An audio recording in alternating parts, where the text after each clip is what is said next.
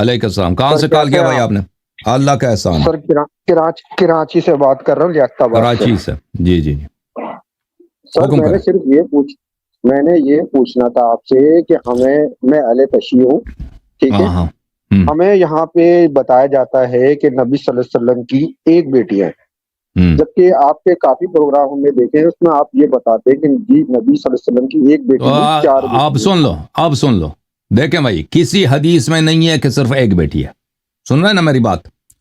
اور آپ شیعہ کس کے ہیں بھائی؟ شیعہ 12 اماموں کے ہیں یا شیعہ مولویوں اور ذاکرین کے ہیں؟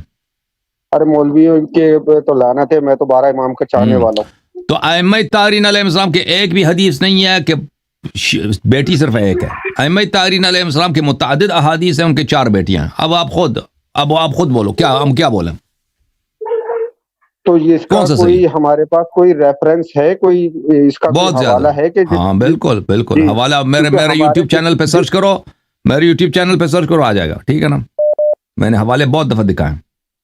اچھا، ایک سوال اور ہے آپ سے، چھوٹا سا سوال ہے کہ یہ جمعے کے بارے میں جو بولتے ہیں کہ جمعہ جو ہے یہ فرض ہے، یا جمعہ جو ہے ہم اس کی ظہر کی طرح ہم جمعے کی نماز ادا کر سکتے ہیں، کیونکہ جمعہ جو ہے اصل میں ہمیں جو بتایا گیا ہے وہ امام کی میراث ہے کہ جب تک فرض نہیں ہوگا جب تک امام غیبت سے نہیں آئیں گے. تو یہ بات حقیقت درست ہے؟